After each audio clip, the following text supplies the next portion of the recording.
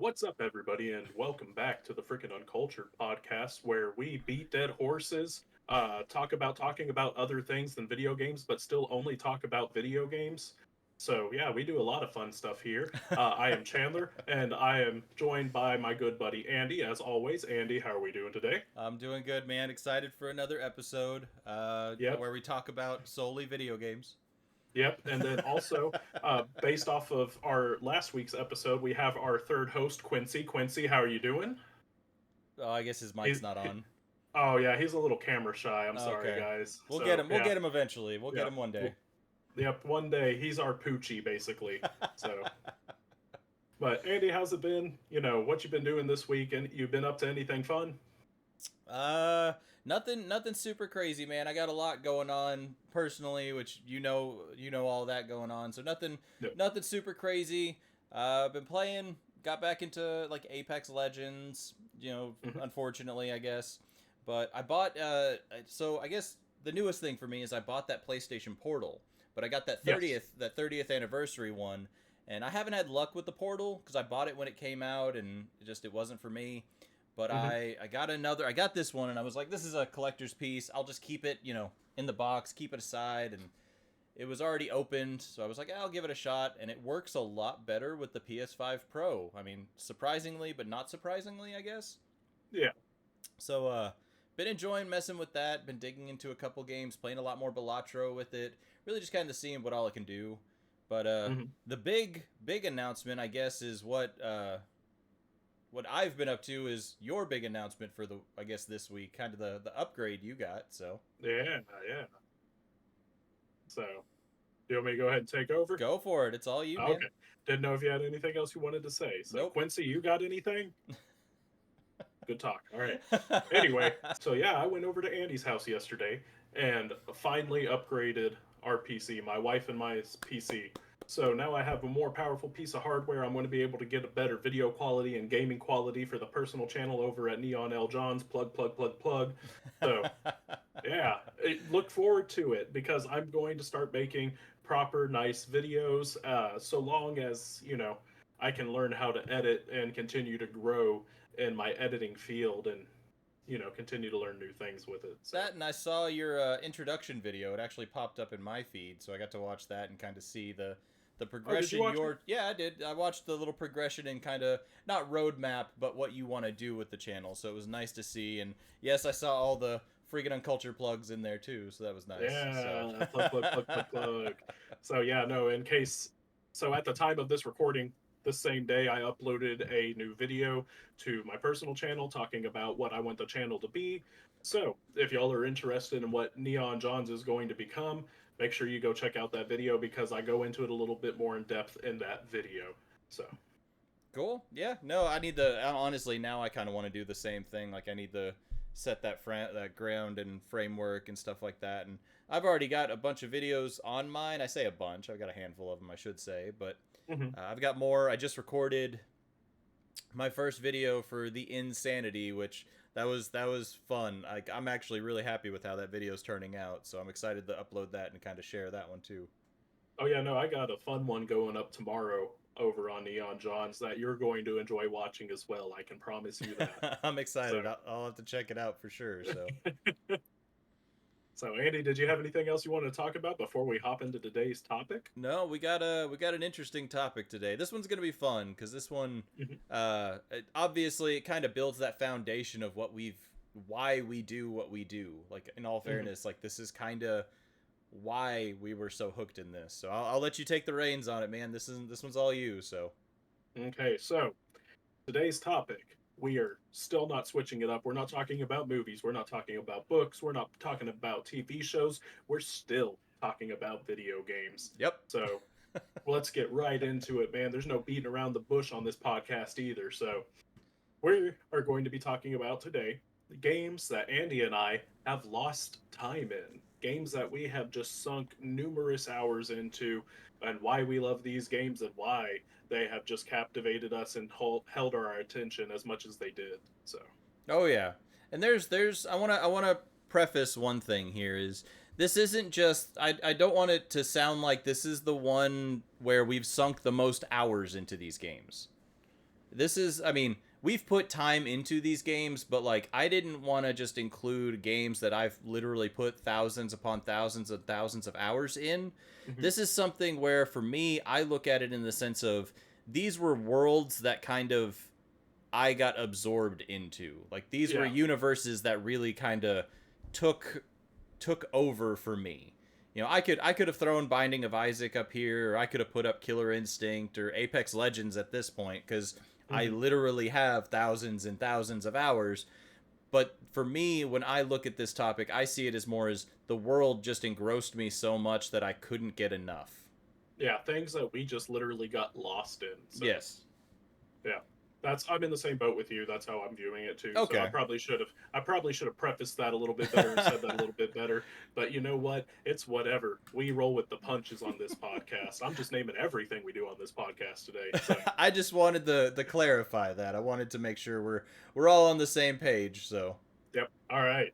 And then, so starting off, actually, the first game that we're going to be talking about is actually a game that both Andy and I had on our list. yep. So we're going to be talking about it jointly. I mean, we talk about everything jointly, but this one is going to be one that, we're going to tackle together a little bit more aggressively than we would something else. Oh yeah. So, and that would be the first Fable. So, Andy, do you want to go ahead and, kick us off for this? I can. So just to uh preface this, like this is the anniversary trailer. This is the Fable anniversary copy. It was hard to Hmm. find just a proper trailer of the original Fable.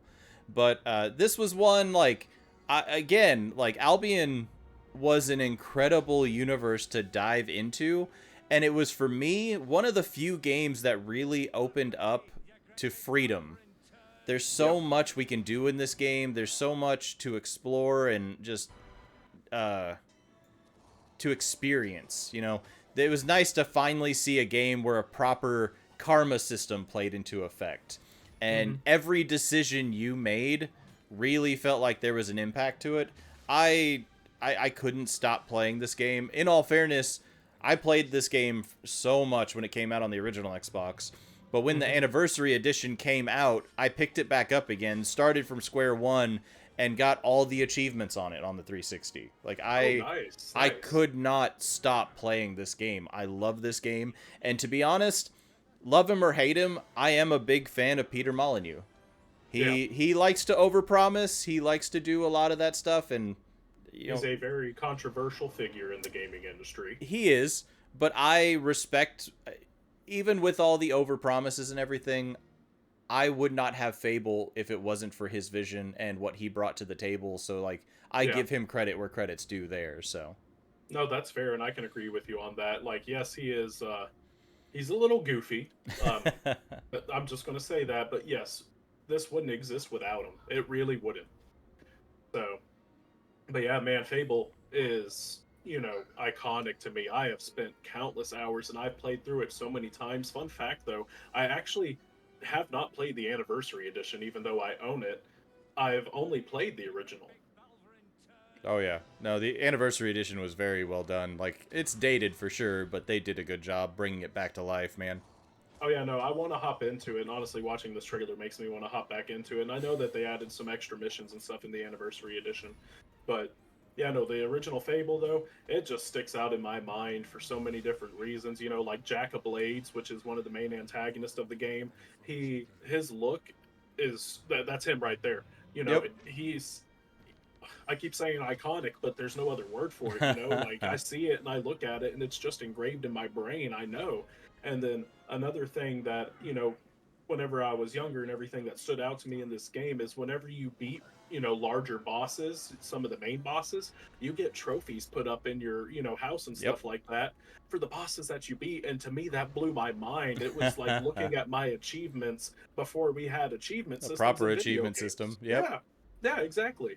And then and I'm pretty sure I've talked about this on the podcast before, but one of my other core memories I have with this game is, there's these four stones and they each say a letter and you hit it Yep. and you have to solve a puzzle, but you can spell out it's either damn or it's shit. I don't remember which one it is.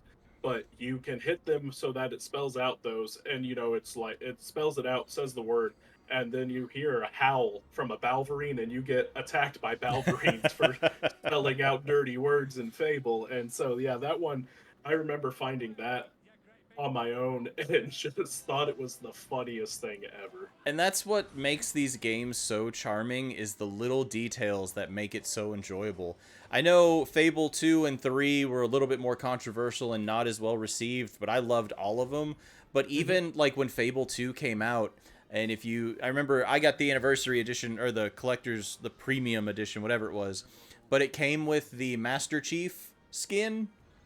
But it Oh, I was didn't all, know that. yeah, but it's a Master Chief outfit, but it's all like made of leather and leather bound and in the world of Fable. Dude, that's And it's cool. so That's really cool. cool. And it's like those little tiny tropes that they just own and ran with it, and it was so great, man. These games, all of them. I know everyone does like dislikes 3. I did like 3. Hmm. But I love all these games, man. Like I thoroughly enjoyed them, and this is one that when I think like when I think of classic days playing Xbox, this is one of those games for sure. And Yeah. it makes me so excited to see what they're doing with the new Fable that unfortunately got pushed back to 2026, but Y- I'm excited for it.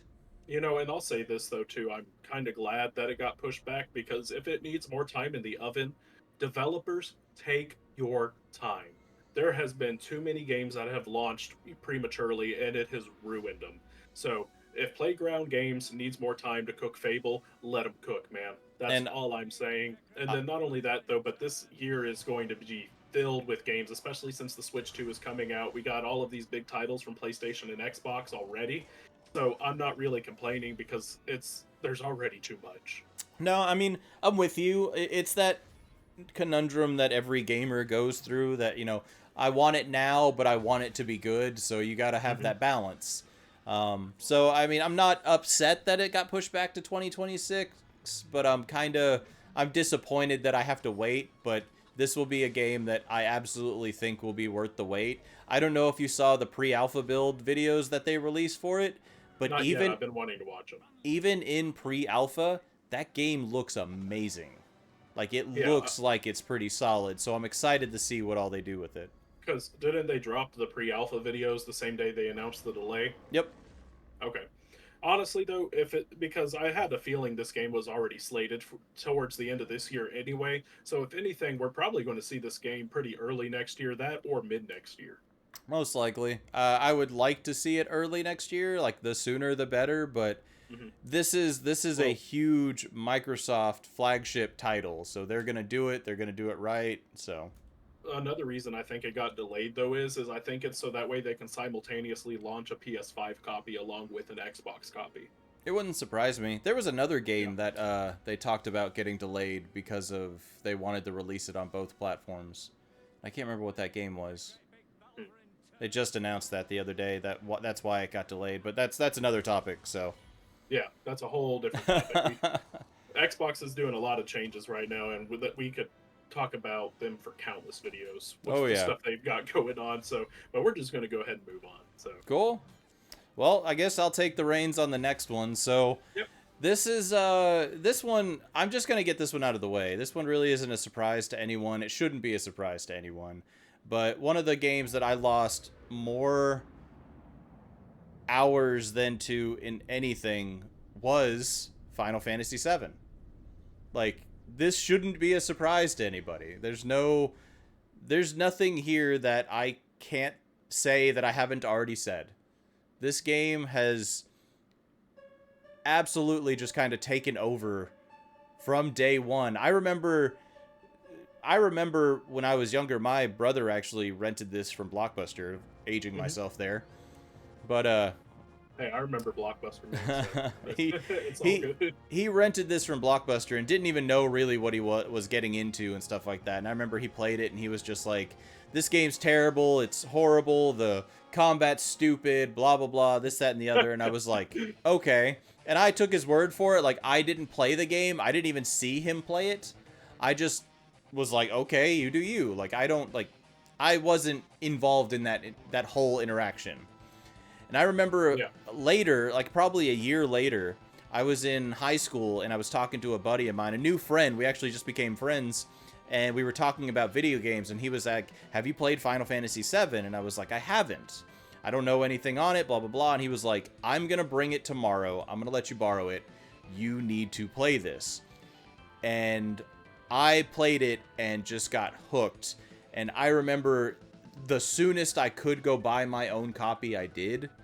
And I put so much time into this game. I had the strategy guide. I was researching everything on it. I wanted every bit of this game I could get. Like, I wanted it all. I remember, I mean, in all fairness, I remember at one point, I had a save file that the timer was maxed out at 999, all 9s across the board, and my gil was maxed out at all 9s across the board. Like, I put so much stupid time into this game because I loved it. And that hasn't changed today. I sing my praises on Remake and Rebirth already. This universe has, I can't say enough good things about this game, man. Like, when it comes to, and this isn't, it's not even just this, like, obviously 8, 9, 10, so on, I've put a ton of time into. I've played the Anniversary Collection. I own copies of Final Fantasy on Super Nintendo and stuff like that still. I own the regular Nintendo copy complete in box. But it's like, this was the start of it for me. This is where I entered into it, and I just couldn't get enough. No, that's fair, man. So, I'll definitely say this, like, Final Fantasy VII is a cultural phenomenon. You know, there's no hiding it. People who don't even play video games, if you ask them, you know, like, oh, do you know about Final Fantasy? They'll be like, oh, you mean Final Fantasy VII? It's the first Final Fantasy that gets brought up for conversation, you know, just always. And there's a good reason for it. And, you know, on this show, we've talked about Remake and Rebirth quite a bit. I have my opinions on those and everything, but Original 7 definitely is what I have the most experience with this game on, so I can actually talk a little bit more about it. But the first time I played 7, I was just blown away, and just how in depth it was, how good the story was, and you know, the combat, it's a little dated nowadays, but it's still a ton of fun though, man. Oh, and yeah. all these characters are just phenomenal. They're all written fantastically, and they all go together so well. Just whenever they made this game, I don't know, you know, how it all just came together. I guess everybody got a good night's sleep whenever making this game every night, dude, because it literally just all comes together in a perfect package. And it's still that cultural phenomenon, like you say. Like, it doesn't matter. I mean, we just had Final Fantasy 16 come out, and you know, when 17 gets announced and released, like, people are gonna lose their minds. When they do part 3 of the Final Fantasy 7 remake, I'm going to lose my mind. Like, this isn't something that saw a peak and faded out. Like, it's still a big deal to this day. And kind of a funny story, I remember, because my buddy and I, we were really big into 7. Like I said, we had the strategy guide. We carried it with us in school, and when we had downtime, we were researching what we were going to do in the game when we got home or whatever. Yeah. But we kept track of when Final Fantasy 8 was coming out. And I remember, still to this day, we were in high school, and the bell rang. Him and I met up in one area, and we ran outside, and he was coming over to my place because we were going to try and go get the game. So we ran out, we found my mom, she was picking us up, this is how long ago it was, and we ran to her car, and we were like, go to Blockbuster, and she booked it to Blockbuster Video. We both hop out of the car. I'm not even sure she actually stopped, in all fairness. We hopped out of the car, ran in there, went up to the counter and was like, Final Fantasy 8, do you have it? And they were like, it's on the counter. And we ran to the shelf, and there was one copy left. Oh, nice. And it was if I remember correctly, it was a Friday. That, or he just stayed over my house. But I remember we stayed up and played that pretty much all weekend. I don't know if it was that same night or he came back that weekend, but I remember we just put so much time into that game. And that was that passion, because of what 7 built for us, carried into those next games. We did the same thing with Final Fantasy 9 and 10, and it still carries to this day. So it's like, this is a universe because of the universe that was built here from 7, Hmm. I will never be able to get away from this game because of these characters, this world. I love it, man, and I don't know. I don't ever think I'll be able to get out of this. So No, that's fair, man. I actually have a pretty similar blockbuster story like that, but mine was for Croc 2. So I got another story I could tell you. I'll tell you later, but it involves Guitar Hero Metallica. So oh, okay, okay. it's a funny story, but anyway, that's my Final Fantasy rant. I feel like again we beat dead horses here, but that's definitely going to be the first one there. So We just need to make shirts that say that at this point. Like, frickin' uncultured. We beat dead horses. But that's gonna be my Final Fantasy. That's gonna be my first pick, I guess per se. So what's gonna be your next one? So for me, this is a game, beating dead horses again. We've talked about it on this show before, but I didn't talk about it in this regard. And so that's why I wanted to revisit it, because it's a completely different conversation to have about this game, but that is going to be Saints Row 2 again. So I mentioned this game in our remakes video, what games we want to see get remade or remastered. I mentioned it there, but this is a game that I have sunk countless hours into. I talked about it in the remake video as well.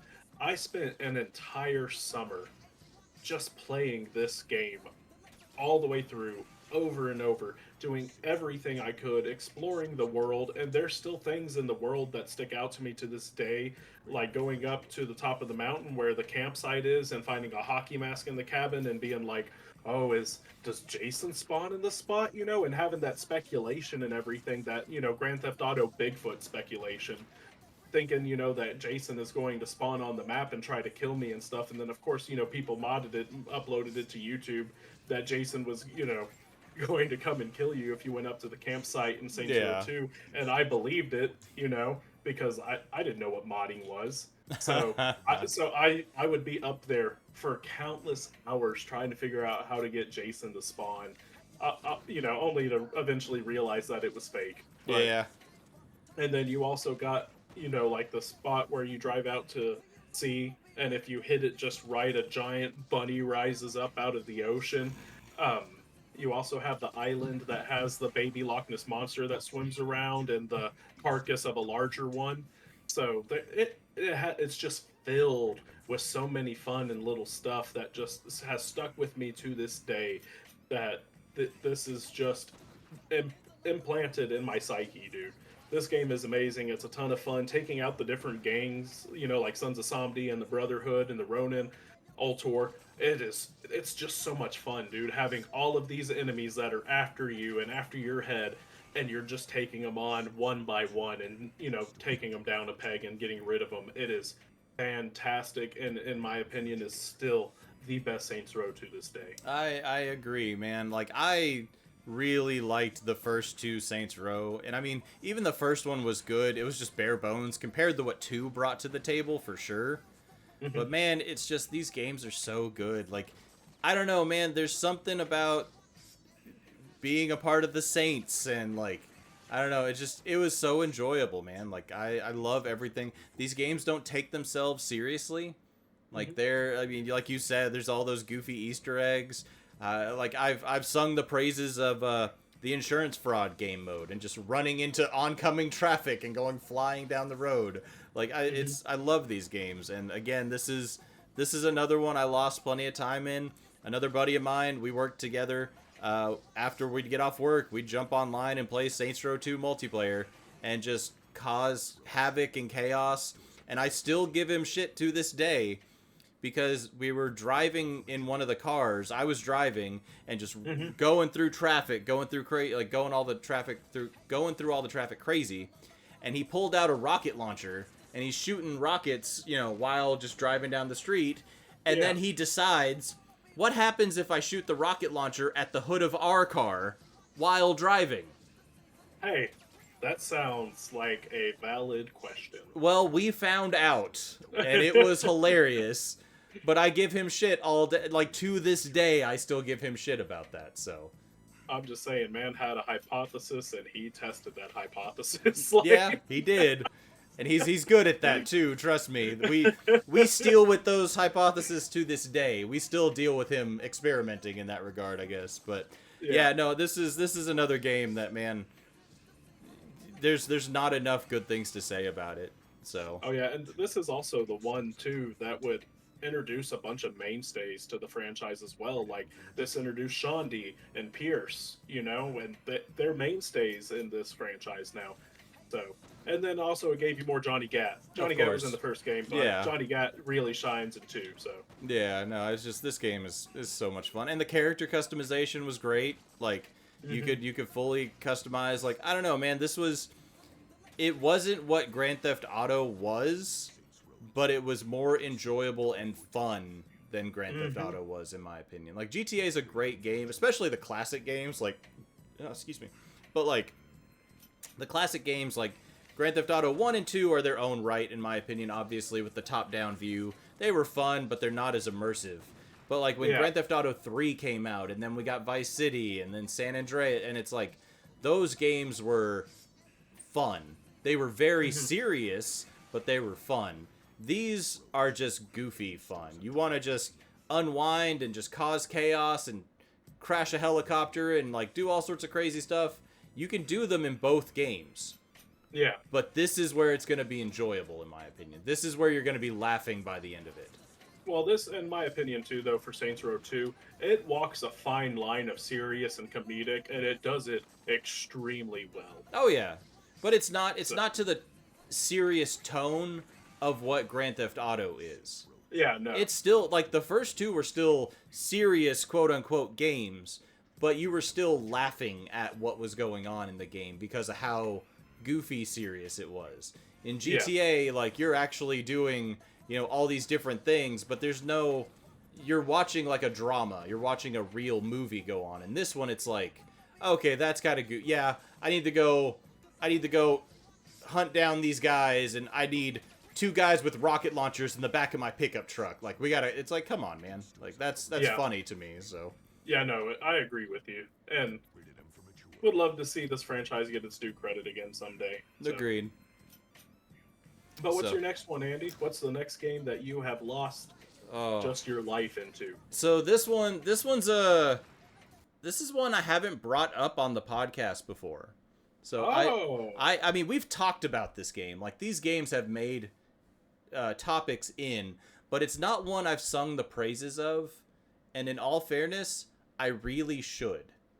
Because for me, this is the game, and it's not the first game to do it, but this is really the first game, for me anyway, that really spawned an open world universe.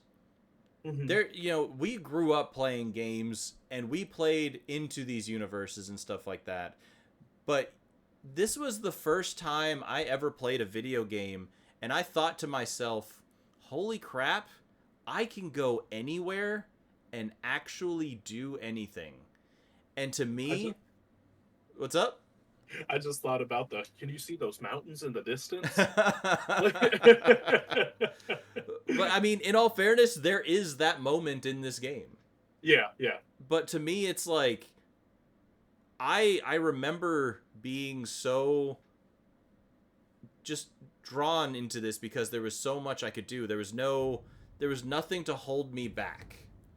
And for me, I love the fantasy style worlds more than anything.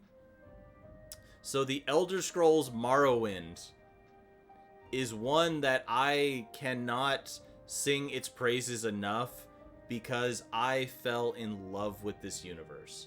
Obviously, Elder Scrolls has still become a huge thing to this day. Like, it's obviously Oblivion was a big deal. Skyrim, whenever we get Elder Scrolls 6, Bethesda has made their name because of these games now. And I mean, obviously they're doing different things, but everyone knows the Elder Scrolls. Hell, you can play Skyrim on damn near everything. But for me, Morrowind was a real eye-opening experience.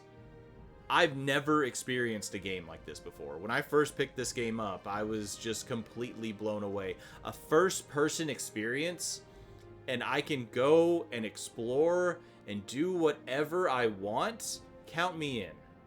Yeah. Like, the funny story that I always bring up with this game is, I don't know, I know you haven't played like Skyrim and whatnot. Did you ever play Oblivion or Morrowind or anything? No. Okay. So the trope with these games is you usually start off in like prison or something like that and you escape. Oh, And yeah, you kind of just fall into this new world and you go where you want. Yeah. So in Morrowind, you are being brought in on a boat, and you're in prison on that boat, and basically you escape. You get out. They basically just say, "All right, you're free to go. Go do what you want," kind of thing. Mm-hmm. And they drop you into this town, and they kind of direct you on, "Oh, you need to go talk to so and so. Oh, you need to go talk to so and so and get this. Now you need to go get this and go get this." But you don't have to. Yeah. There's that level of freedom of like, oh, you can't stop me. Like, you really can't. Yeah. So the first time, what's up? There's no invisible walls. No. Or gatekeeping, yeah. I guess you could say. And the first time I played this game, that's what I did.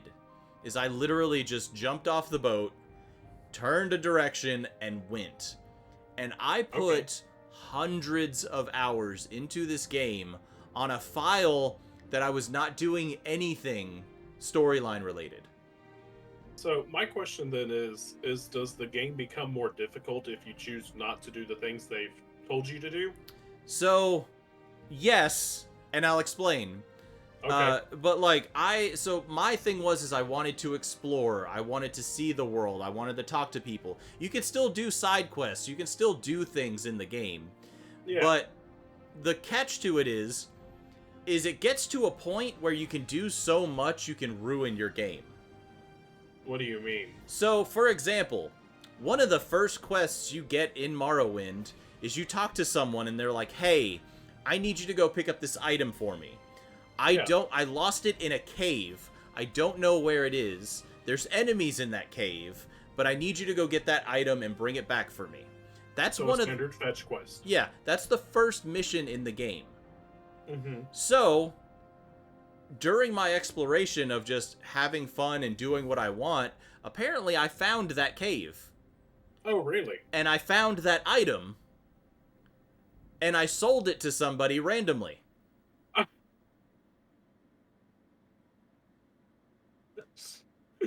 Yeah?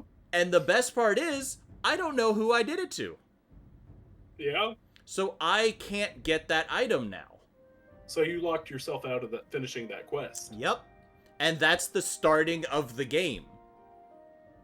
If you don't complete that quest, you can't get to the next quest. That's funny. And they did the same thing in Oblivion. So the big thing is if you go into a town, you can just start attacking people and just kill whoever you want. Mm-hmm. But obviously the guards will come after you and they're significantly stronger. Yes. But if you kill someone that'll have a quest for you in the future, you lock yourself out. You can't do that quest anymore. Dude, that's savage, but it's also genius game design. And in Oblivion, they actually put up a safeguard where if you start attacking someone that has a mainline quest for you, it'll pause and kind of put up a screen that says, "Hey, this NPC may be valuable to you in the future. Do you still want to attack, or do you like?" It'll kind of prevent you from doing that soft lock in Morrowind or Oblivion. So yes, it makes the game harder. At your own risk, like. Yeah, it makes the game harder because you can ruin the game for you. But that's funny. I love this game, man. Like, this, to me, watching this trailer just brings up so many memories of exploration, discovery. There's a town called, I think it's Vivek, and it's like it's a giant, like, it's a bunch of houses and whatnot, but in the back there's like 3 giant castles. They're like pyramid-shaped castles, essentially, but they're like castles, and that's where the leader, or the ruler, stays in. And you go up to the front door, and there's a guard there, and he won't let you in, but there's a door you can go up to if you sneak to it, and it's got 100% lockpick. So you gotta have the best lockpicking skills in the world to get past this door. Yeah. But if you go into the water, because it's a city that's kind of built around water, if you go into the water and swim underneath, there's a tunnel there Hmm. in the back of the building where you can sneak into the building. It's like a sewer line. Oh, yeah. And if you sneak all the way through the building without getting caught, eventually you'll get to the king, his room, and there's a locked like armory in his castle kind of thing that Yeah. has glass armor and glass weapons and higher level weapons that if you can get there and do it, you steal. And then you Yeah. have those for the game. And this is in Morrowind, correct? This is all in Morrowind, man. This game, Okay. this was for the original Xbox. Yeah. And this is the level, like, obviously today's standards, it's dated, but like, we have modders that have made this game look better than Skyrim. Like, the world is great. Patrick Stewart was a voice actor in this game. Was he really? I Yeah. didn't know that. Like, they had big names for the voice acting, but Patrick Stewart was one of the first actors you talked to in the game. Dude, Really? like, Okay. like, this one, for me, this is definitely a turning point for video games for me, because I was playing different games, I was playing RPGs, I was really getting into them, but this is the one where it's like, this is a next level of freedom. You know, I can explore, I can talk to anybody, I can create relationships with people. Like, to me, this is next level, man. So This was your this is the future of games moment. oh yeah, for sure. This is something like I wish you would experience. Like, I want you to experience. Man. I know you're on the fence about these games, but like, I think One day. but So I'll stop with this one. I know I've been kind of going. This one's been a little long-winded on Morrowind, but oh, it's all good, man. You know, I'll check out Elder Scrolls at some point in time, but I gotta disappoint everybody and play Avowed first. So it's been yeah. fun. I mean, I think Avowed is a good balance. Like, obviously, it's not Bethesda, Mhm. but it's a close. I mean, Obsidian is a good, you know, a good comparison to make. Yeah. So I think my thing is, and that's, kept me from playing like Elder Scrolls and Fallout and everything, is I feel overwhelmed by them. And, excuse me, and that's what's kept me from playing them, I feel like. I get that, and that's for me. That's my issues with a lot of the bigger games nowadays, like Red Dead Redemption and GTA 5 and Yeah. those yeah. games. It's so much. I want to do one mission, and then I have 27 other missions just fall in my lap. Like, that Yeah. gets overwhelming. But I never felt that way with Oblivion or Morrowind or Skyrim. Like, they do pop up a lot, but to me it wasn't like, oh my god, how am I going to get all this done? Yeah. So, like, this is, to me, these were a good balance of them, so. Okay, that's fair. But cool. Like I said, I'll stop beating this dead horse, man. I've gotten my point across, I feel like. I hope I got my point across for sure, but let's go into your next one, What did man. we talk about again? I don't know, I wasn't listening. I do that to myself, so. All right, so from one third entry into in a franchise to another third entry in a franchise, and also a first-person open world game as well. This game has even been described whenever it came out as Skyrim with guns, and that is Far Cry 3, which is also my introduction to the Far Cry games. I think that's a fair comparison. Like, I do feel like this is a more modernized Elder Scrolls game. Yeah, no, I remember whenever this game came out, everywhere you looked, marketing was Skyrim with guns. Yep. So, and this game is so much fun, and obviously it did very well because it set the stage for what Far Cry would continue to be for years to come, even if they've kind of dropped the ball and strayed from that. 3 still stands out, and 3 is still beloved by so many people, including myself. I still revisit it all the time. There's so much to love about this game, and Rook Island is such a fun map to explore, and all of these weird people and these weird citizens and residents that you find, they just really flesh out this world and make it feel lived in, and that was one of the reasons I loved it so much. Not to mention also, I loved the hunting quest and hunting down the really rare animals to find, so that way you could craft the best ammo pouch. Dude, it was just so much fun. It was so creative.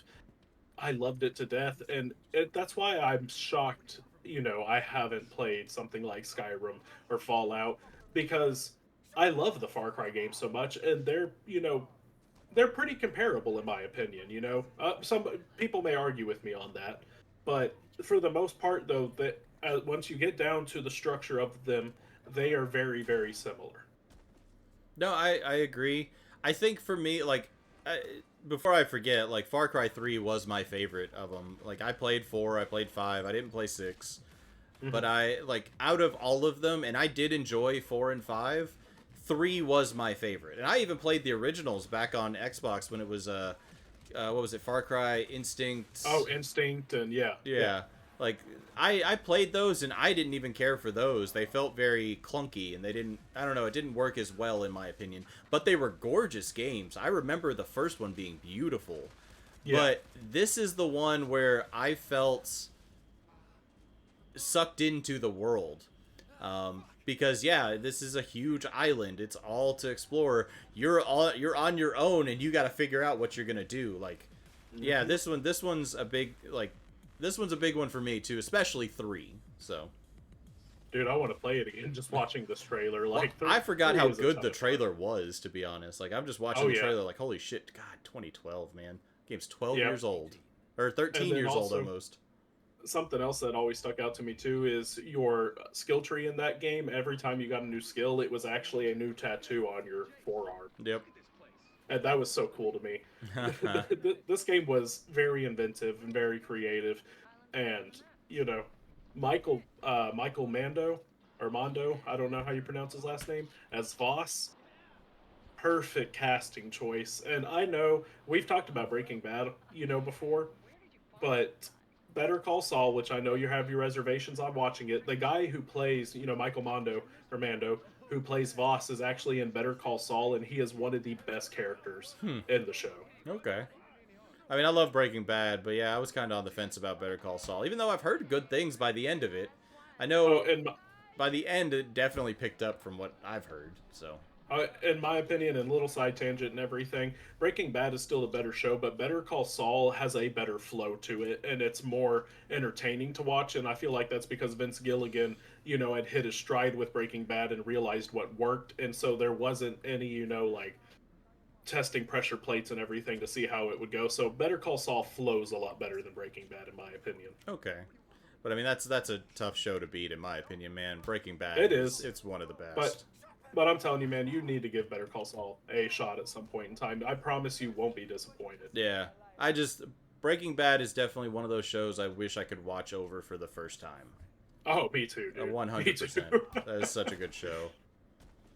So, did you have anything else you want to say about Far Cry 3, though? No, I mean, I think like again, I think this is kind of your Morrowind in my opinion. Like Yes. this is your Yes. Morrowind to me. Like I think I enjoy Morrowind more because I like the fantasy style world. I like Hmm. that style universe.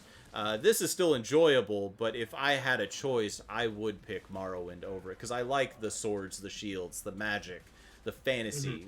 So, but I mean, again, Far Cry 3 is it set the foundation for what Ubi did for many years afterwards. So this is Yep. you can't overstate what this game did, and you can't overlook what this game laid the groundwork for. So Yeah, no, this game and also the early Assassin's Creed games, though, too, were just massive influences on the open world gaming genre as a whole. hmm Assassin's Creed and Far Cry were the first series, to do a, hey, climb this thing, so that way you can unlock more of the map. And how often do you see that utilized now in games? You see it everywhere, yeah, and to be honest, you like know? that's actually another game I could throw in this list too. Is the Assassin's Creed franchise, Hmm. um, specifically the Ezio trilogy. Hmm. Like I'm not gonna go into a huge tangent on this, but to be honest, Ubi did something amazing where they started really making some phenomenal characters. Be it villains, be it protagonists, they came up with some incredible characters, kind of like what you're saying with Voss and all that in here. But Yeah. for me, Ezio was the best assassin. Like, we can debate this, we can put up a poll on Twitter or something like that, and we could bring this to light. But for me, Assassin's Creed would be another franchise I could say I'd lost a lot of time into and just fell in love with that universe. And it was Hmm. more because of Ezio and the writing they brought to the table on that. So, Man, fun fact, and I only know this because of my wife, but Roger Craig Smith, the guy who voices Ezio, is also Sonic the Hedgehog's voice actor. So actually, I think I just knew just that too. I think I did know that. just That's just funny. throwing that out there. Also, Roger Craig Smith, I believe, also voiced Batman for Arkham Origins because they didn't get Kevin Conroy to play Batman in Arkham Origins. I believe it's Roger Craig Smith as well. That sounds familiar. I don't know, but I did know the Sonic thing. I remember reading that online, and I was like, "That's so random." Yeah. That man is incredibly talented. I He's in mean, a lot that you don't even realize because he doesn't. No offense towards Nolan North, okay, but Nolan North is Nolan North, and no matter what character he's playing himself. um, like Roger Craig Smith and Troy Baker, they definitely can manipulate their voice and change it to the point where it's kind of like a thing of you're sitting there listening, like, oh, they kind of vaguely sound familiar, but I'm not really sure. Only to come to find out it is one of them, but they still do a good enough job to make it sound like a different character entirely. yeah, and that's my thing with voice actors. Like, I'm not a voice actor. Like, I would love to do it. I think it would be a neat experience. Hmm. I've done some projects on the side, and I love doing stuff like that. But I have to give respect where I have to give credit where credit's due, and there there are incredible voice actors, but being able to see what people can do with their voice and create a whole new persona is Yep, just amazing to me. And I mean, that's like, obviously, kind of like the Simpsons cast, and yep, have that's it. yep, like one person is voicing like not or Family Guy. I can't. Oh my God, why am I drawing a blank? Well, Seth MacFarlane Seth. voices a lot of the Well, that's characters what I'm in saying. Like Family one Guy, so yeah. person. That's what I'm saying. One person creates this whole universe, and seeing them have conversations with themselves, mind you, Yeah. it's just like I love that stuff. I love seeing that stuff. So it's credit where credit's due for sure. You know, a lot of these voice actors are extremely talented, and I agree. This is coming from someone who met Nolan North. Like, I met him. I got him to sign my PlayStation and stuff like that. I have a lot of Yeah. respect for the guy, but his voice is very distinct.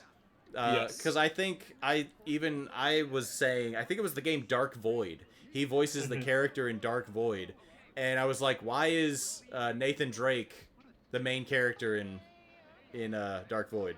Or like Nolan North voicing Iron Man for the Avengers game. So, So yeah. yep. So I mean, again, I like Nolan North. I really do. I think he's great. He's created one of my favorite video game characters of all time. I Yeah.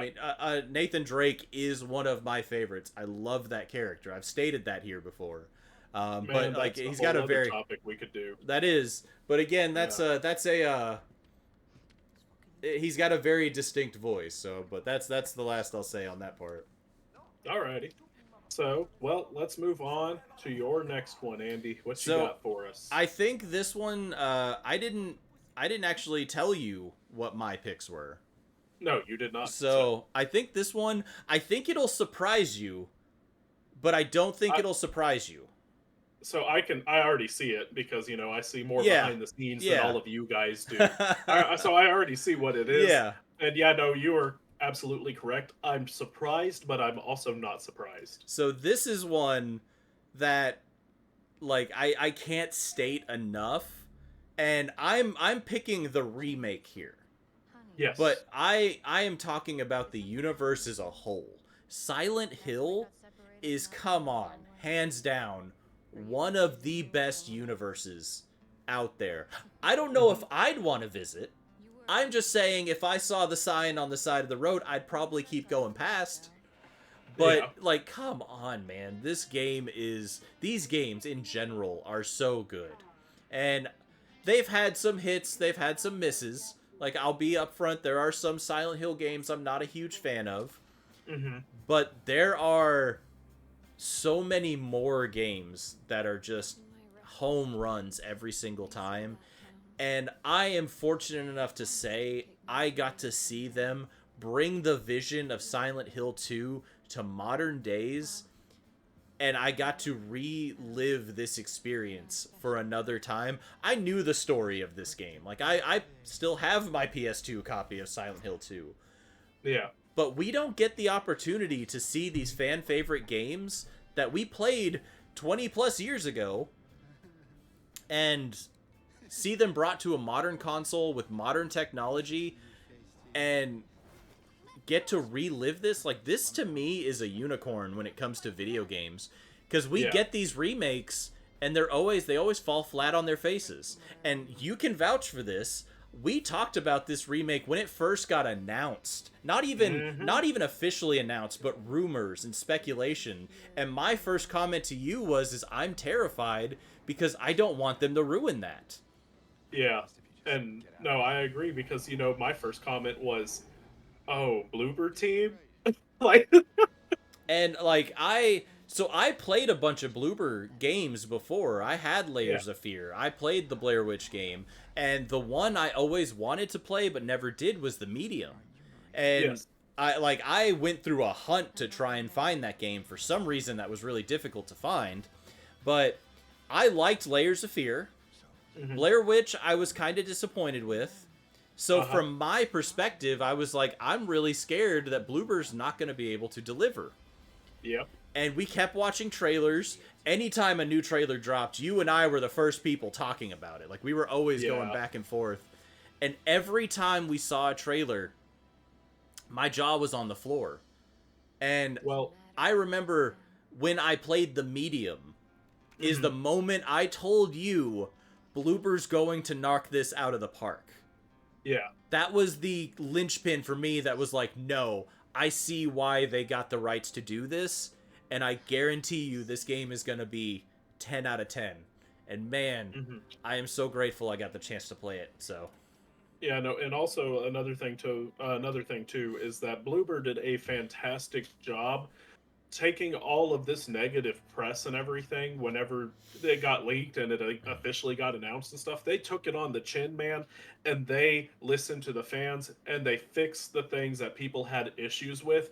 And there are not a lot of developers that do that. And that was the smartest thing they could have done, was to play heavily into, what people want, but also, tampering their expectations and making people realize, hey, this is not a one for one. And, I've heard this game described, I haven't played the original Silent Hill 2, but I have played the remake and I love it to death. It was my game of the year for 2024. But from what I've heard, though, this game is like how Resident Evil 2 is with its remake. They are the same story and the same characters, but they are completely different games. No, like, it's... I can't stress enough, like, kind of like what you're saying with Bloober, kind of taking it on the chin. One of my favorite tweets is, I remember when they did the trailer revealing all the characters and they were just hammering them, like, they look bad, they look, this, that, and the other, and I disagree wholeheartedly. But my favorite thing is I saw someone from Bloober post, just give us a chance. Yeah, Just wait till the game comes out, and I promise all of this will fit. Like, you'll see the puzzle pieces come together, and Jesus, man, like, it did, like, 100%. I can understand everybody's, hesitation too whenever all this was going on and this was getting announced, because so like Final Fantasy VII, we were talking about that being a cultural phenomenon. This is just as much a cultural phenomenon as Final Fantasy VII is in the video game industry and the horror industry as a whole. This game has resonated with people for many, many years, and Bloober could have played it safe and just remade the first Silent Hill, and kind of get their feet on the ground and get a good feel and a test for it. But no, they went in just full force, and just tackled Silent Hill 2 head on, and they killed it. No, I agreed. And the thing with this is like, they took on the biggest of the titles, in my opinion. Like, to me, 2 was their best. I know I've always heard 3 was the fan favorite, but for me, 2 was the one that was the pinnacle of Silent Hill, for me anyway. And there is nothing in this game, in my opinion, that is a miss. The combat feels great. Like, it's not perfect by any means, but it's good enough. Like, I enjoyed it. Like, I didn't complain. I didn't have any issues with it. The voice acting, the design, the characters. We've both talked about the atmosphere numerous times.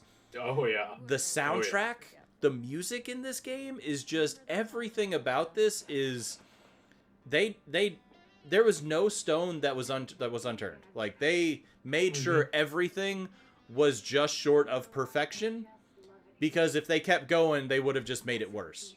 Yes. So I'm with you. To me, I grew up playing these games. I have my originals, and again, I'm fortunate enough to say I got to experience this again, and it was just as good as when I played it years ago. Like, they could not have done a better job, and like I said, Bloober, they're not going to be they're not my favorite studio of all time.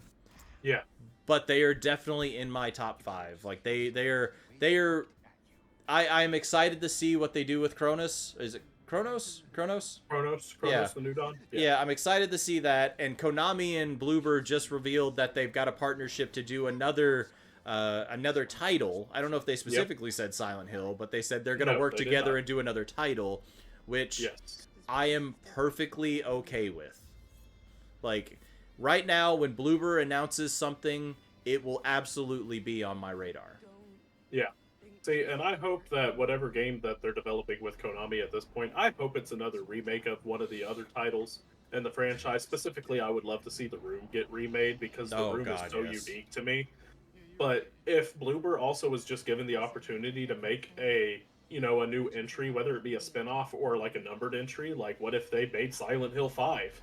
I wouldn't complain, because to me, they have proved themselves, and they proved themselves with one of the biggest games in the gaming industry. Yeah. Just ever.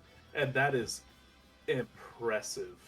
No, I agree. There's always going to be kind of hesitation, in my opinion, when there's a new entry brought in. I know we still have a couple Silent Hill projects in the works, but for me, if Bloober is heading the charge on that one, they've already set that groundwork, in my opinion, that says, okay, let's see what they can do. Yeah. So, and here's the thing, man, is, because before this came out, we had The Short Message, the Silent Hill free-to-play game on PlayStation. I never got to play. I downloaded it. It's still on my PlayStation, but I've never played it. I played it. I played it. It's not very long. It's fun. Yeah. But, I played it and I enjoyed it, but it just didn't scratch that itch for me. Like, and I haven't played the original Silent Hills aside from the first one. I've played and beaten the first one, so I don't really know what this franchise, sets out to achieve and everything.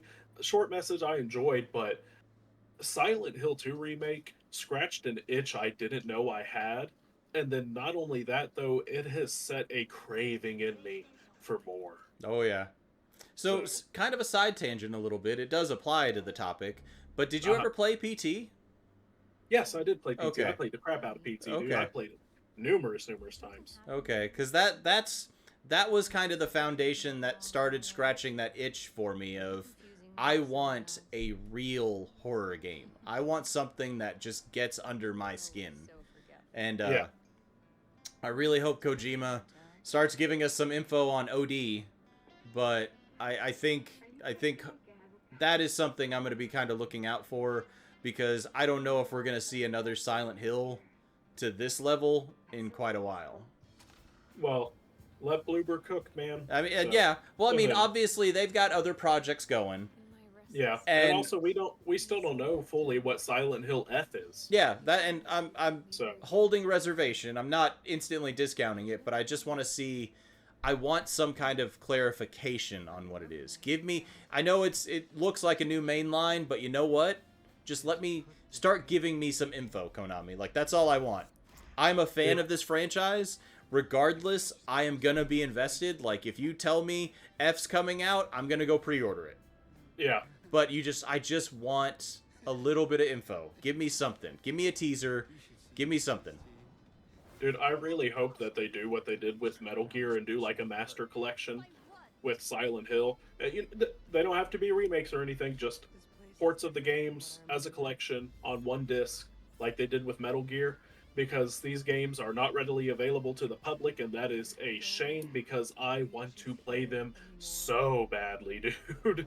No, they are such fantastic games. Like man, I've been very fortunate enough to say I've played these games growing up. I mean, I still have all of my copies, and I'm excited to see what the future for Silent Hill is. So, Yep. but all right, let me. I'm feeling very long-winded on these things, man. So I apologize, but let's get to your last one. Oh, it's all And good, man. I I mean, I I've been contributing just as much as you have. So yeah, and to be honest, the other reason I want to kind of move on to the next one is because I am 100% vested in this one too, and you know it. oh So yeah. I'll Oh let you yeah. take it, man. You go ahead and tell us what your last one is. So So this game is a sequel. It's the second one in a franchise. The first one I really enjoyed, but it didn't hit the level that I wanted it to be. It's not a bad game whatsoever, and it's still beloved to this day. But the sequel came out swinging, and man, it hit every single mark whenever it did. Dude, Rocksteady killed it with Batman Arkham City. And they set a precedent for themselves that is going to be hard to beat just in anything they do going forward. I mean, even Arkham Knight didn't live up to the hype that was this game. And granted, most of that was probably because of the implementation of the Batmobile as well. yep. But Arkham City, I I don't even know where to begin. I really don't. It has a phenomenal story, one that just blew my mind, and I'm not going to say any spoilers for this game. If you are a Batman fan or a superhero fan and you haven't played these games, play these games because the ending to City will blow your mind. It was such a bold move. And Yeah. man, it paid off. Oh, it paid off so well. Arkham City as a map and a world to explore is just amazing, and all the different things that you can find and the little Easter eggs and like the hint for that leads into Arkham Knight and stuff. Dude, and the boss battles, like Solomon Grundy, Ra's al Ghul. Oh my gosh, there it is right there for the Solomon Grundy one.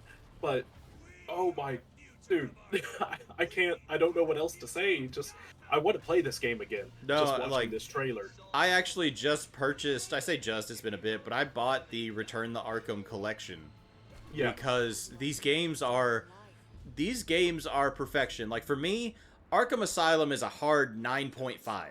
Like there is nothing there's like it is that close to touching the sun. This yes. is 100% the sun. This game was just incredible. Everything about it was great. All of the characters, all the enemies, Batman. One of my favorite ties was Man Bat. And Yes. it's such a small thing in the game, but being someone who grew up reading comic books and being a fan of this, like Yeah. seeing those ties to characters that nobody knows about. Not a lot of people, I mean nowadays they probably do, but when these games came out, a lot of people, oh, Mr. Freeze, the Joker, but Hmm. seeing Solomon Grundy, Man Bat, and just like I everything about this game hooked me, and I could not get enough. I always wanted more. I even like I went for all the Catwoman trophies and the Riddler trophies. Like Oh, did you? I 100%ed both Asylum and City, Yeah. Yeah. and I have a funny story about it too. But I'm with you, man. These games, if you haven't played these games, you are doing yourself an injustice, and you need to play them. Was the injustice thing a pun? A little bit, a little bit. Okay. Okay. Yeah. No. And then Rocksteady, most recently they released Suicide Squad, which say what you will about it. Altogether, it was a flop. But I feel like that's mostly on Warner Brothers because they have this whole live service push thing that they were doing and stuff. But now apparently James Gunn, who is heading up DC's, cinematic universe, had a meeting with Rocksteady so that way we can start getting the video games back on track. And it has been heavily rumored that Rocksteady's next game is Batman Beyond, and I am just going to say it now. I prefer Terry McGinnis as Batman more than Bruce Wayne. Batman Beyond is amazing, and I love it to death, dude. Man, like I look at them at two different entities, to me, Batman Beyond isn't the same thing as, you know, Batman. But, Yeah. like, I'm with you. I don't...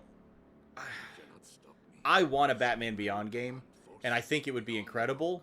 I love the Yeah. character. Terry McGinnis, yeah, he's a great Batman, quote-unquote Batman. But, like, man, like, these are going to be hard to beat. Yeah. These are going to be very difficult to beat.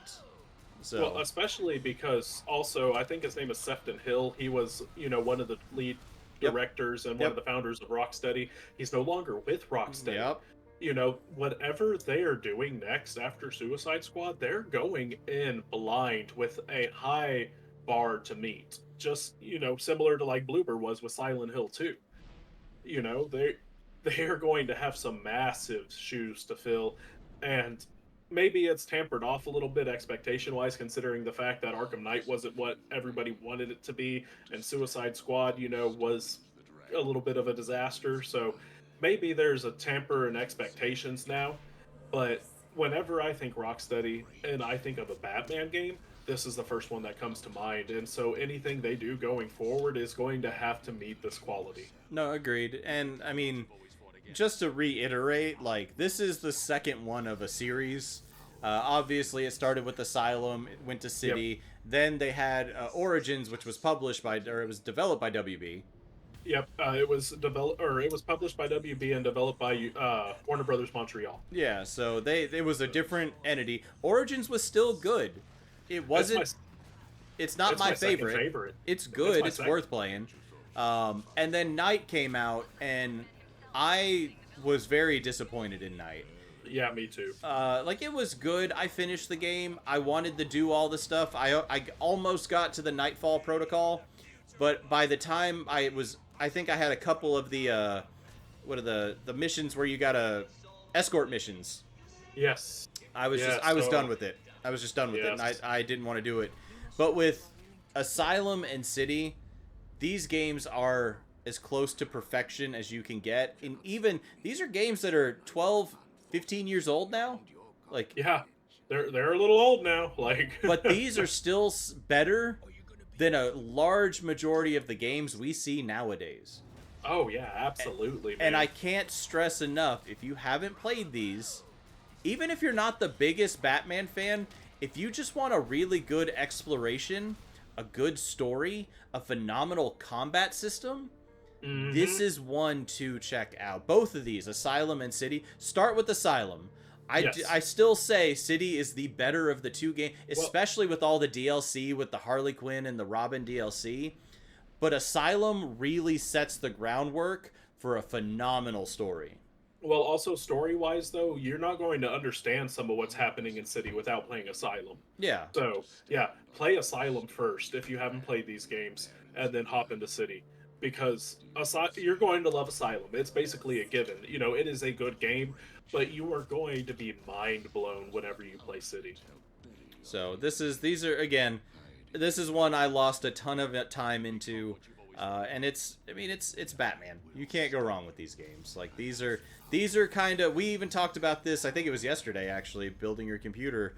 But it's like, to me, this is the exception to the rule. You know, obviously a lot of these superhero games come out, and a lot of them struggle. A lot of them just fall flat on their face. And Batman is one of those exceptions. Spider-Man's one of those exceptions. Unfortunately, we just had Monolith Studios shut down. Yep. And the Wonder Woman game is canceled and stuff like that. Like, a lot of these superhero games come out and they just don't get the love and respect that they deserve.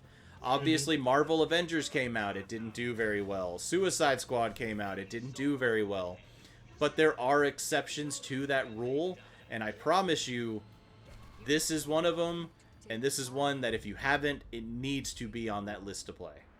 Yep. And see, that's the thing with superhero games. If done right, you have a gold mine. You know, like, Spider-Man, the new Spider-Man games is one of Sony's best-selling franchises just ever now. It has sold so many copies, dude, and now that it's on PC, it's sold even more. And so there's a way to do it, and there's a way to do it right. But sadly, there's so many developers out there. Well, actually, I feel like it's more on publishers because publishers, are just people in suits trying to put in their 2 cents about what they see other companies do. And in my opinion, they're usually the ones that end up ruining games like this. I don't know, man. So, I can't place blame directly. I feel like it's one of those situations where it's a project that's going through too many hands. yeah, But I feel like we seem to forget the core foundation of what makes, one, a game fun, and two, what makes those superheroes feel super yeah, and makes them enjoyable. For me, like, I it's no secret, I'm a big Iron Man fan. yes, Like, I'm a huge Iron Man fan. We have not had a good Iron Man game come out, in my opinion. We've yeah, had some enjoyable parts and stuff like that, but I don't feel like we've had a good Iron Man game. The one time I enjoyed an Iron Man game, and it's still not a good game, mind you, like, it's not a critically acclaimed game, but the Iron Man VR game, yes, I had a lot of fun with. And it's because I felt like a superhero. I felt like I was in the suit flying as Tony yeah, Stark. You know, I was flying around his Malibu condo and stuff like that. Like, that's what makes these games stand out so much more. That's why when you're flying around as Batman, gliding through Arkham City, and you're fighting all of these people on a rooftop, you feel like Batman. When you're yes, swinging through the streets of New York as Spider-Man, you're swinging, building the building, you feel like Spider-Man. And I feel like that's one of the big things we don't get nowadays, is you forget what it feels like to be a superhero instead yep. of just making basic mechanics to make a game. So, yeah, but hopefully going forward, superhero games, because obviously we still have some coming out. Like we have the Captain America Black Panther one coming out. Yep. Hopefully hopefully it's good. Hopefully. Well, I mean, we also Um, have the Wolverine game coming. We yep, also and then have also Blade. yes, and then we also have, because you had mentioned Iron Man, EA Motive, who did the Dead Space remake, is working on an Iron Man game. So hopefully they get it right. And if it's not open world, I'm going to be a little disappointed because how are you going to give me an an Iron Man suit and not let me just traverse a world with it? Yeah, So, and that's the thing. It needs to be fun. What makes those games is the combat needs to be enjoyable. It's a thing yeah. of when, like, I'm tangenting here a bit, but when we watch Iron Man 1 and Tony Stark puts on that suit and goes flying through the roof and gets frozen in the air Yes. because he's pushing his limits. Yes. And Yes. he's finding his and it's like, it's next level eye-opening for him. That's what it should be for gamers. Agreed. So, And then I don't know if you've seen the more recent rumors, but apparently there's a standalone Black Panther game in development at a studio as well. huh. Which honestly, if to whatever studio that is, Black Panther, doesn't have any superpowers necessarily. Like, yeah, he has gadgets and everything, but he's very similar to Batman, in that regard. Um, for the Black Panther game, they have a perfect template with the Arkham games to make something very similar. And and I can understand them wanting to do their own things, but this needs to be their foundation. Agreed. I think this needs to be a foundation for a lot of games, in my opinion. I don't want to see a copy paste routine here. Like, Arkham City and Arkham Asylum, they set a precedence. Again, they made a foundation, but this level of gameplay is what sucked us in for hours. Yes. And it wasn't because of, oh, it's Batman, oh, it's open world, oh, there's fighting, there's gadgets, there's it was the atmosphere, everything, it all just blends together so perfectly. That's what makes this so perfect, and that's what needs to be studied more or less. That more developers need to look at, why was Arkham City so good, and how can we convert that to our game or our platform, or what can we learn from it? So Yeah, good don't Lord, sit there and be like, 2011. how, Jesus don't Christ. sit there and be like, how can we turn this into a live service game? No, it doesn't work that way. Like, it really doesn't. There needs to be more catering to the audience. So Yes. instead And that's of the thing. Like, I have nothing against live service games. I want to say that. Like, I play Fortnite. I have a lot of hours in Fortnite. but there's a time and a place for them, and that's not with superhero games. Superhero games are meant to have you in the shoes and in the action through, you in your experience with it. Mm-hmm. No, So I feel like so we're kind of the industry's changing more towards live service and you know well, the I also feel like microtransactions and all that stuff. a lot of publishers are pulling away from it, though. Thankfully, it seems like Warner Brothers is finally starting to as well, and I feel like Hogwarts Legacy is the reason for that. Because say what you will about Harry Potter and J.K. Rowling and everything, obviously people out there bought that game because it was the best-selling game of the year whenever it came out. So I mean, Hogwarts was a fantastic game, I so still haven't played it. So, it's but it's a damn good game. That's another one that I could put on this list that I lost a lot of time to. I didn't put near as much time as some of these other games, but yeah, that was one game that I got a copy from work, and I was like, I'll give it a shot. I'll try it, whatever. And 50 hours later, I was like, holy crap, I'm hooked. I need to And go back to it.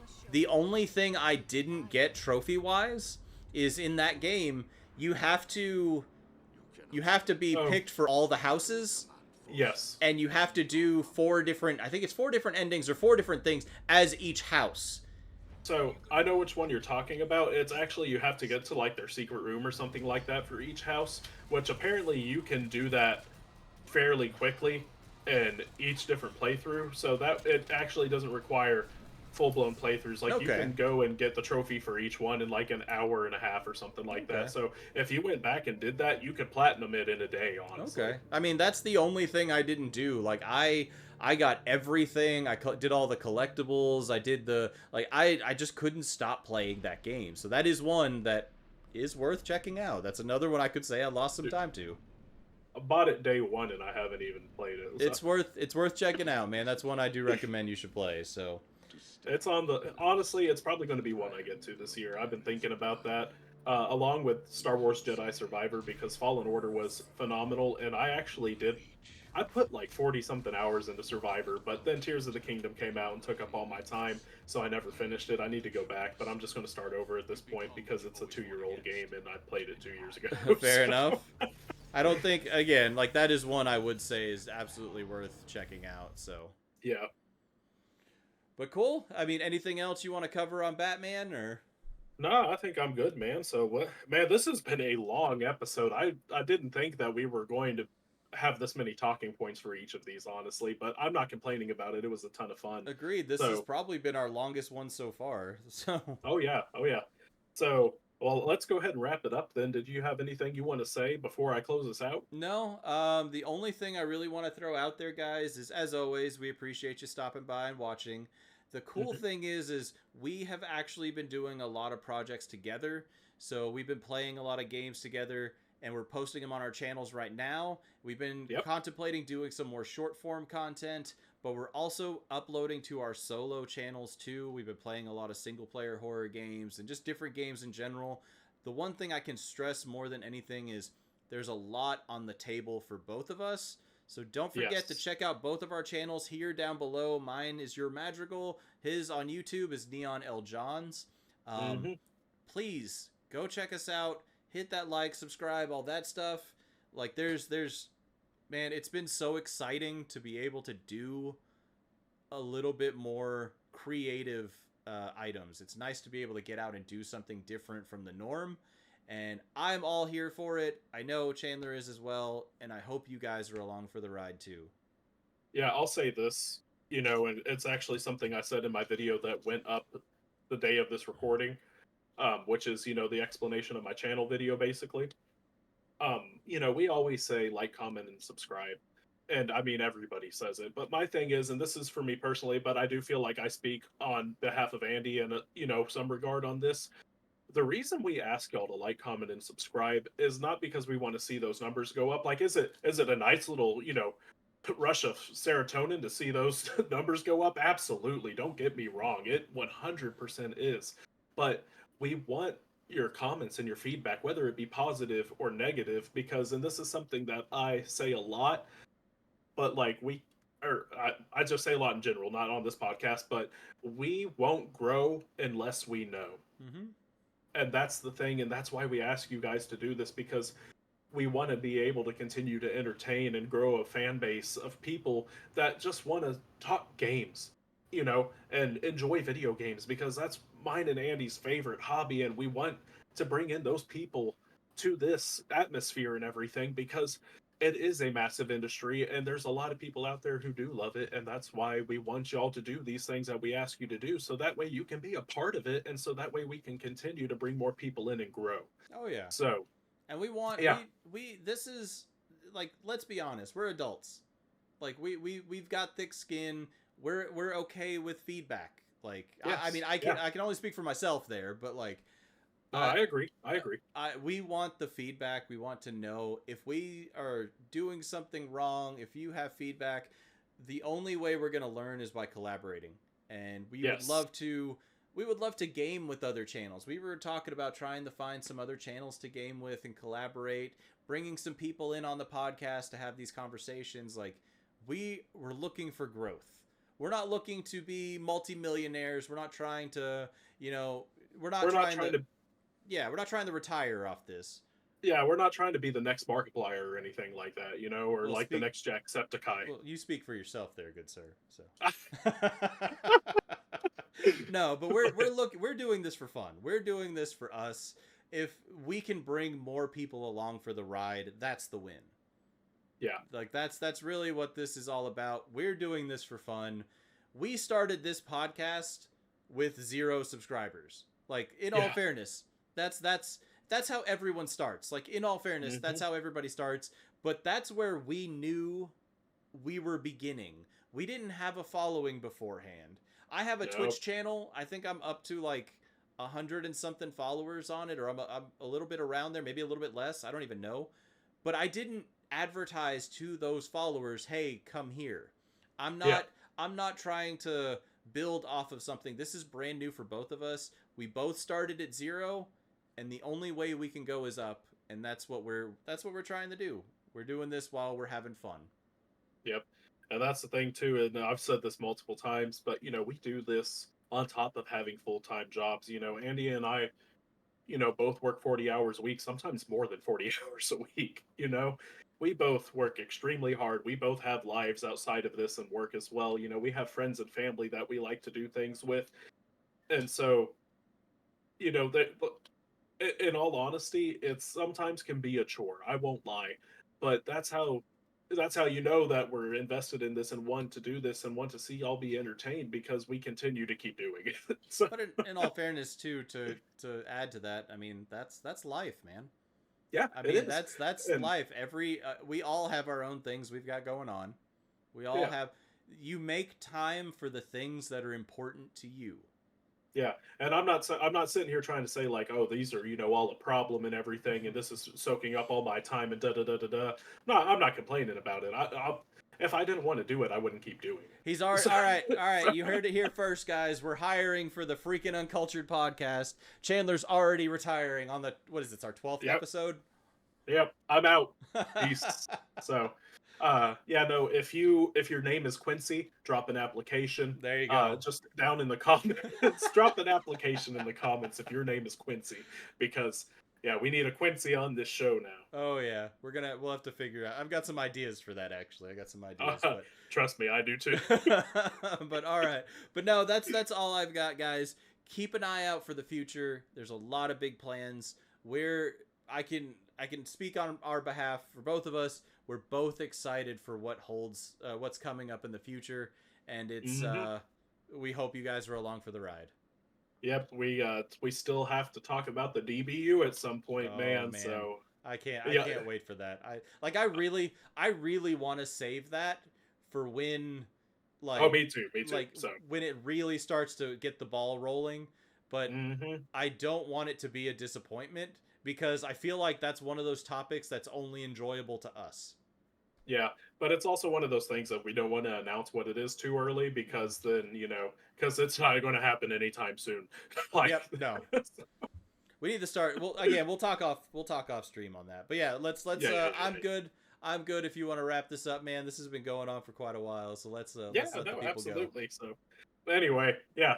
Sorry to hold y'all hostage. You can blame Quincy. Yep. So anyway, thank y'all so much for watching. As always, remember to like, comment, and subscribe, and remember to stay uncultured.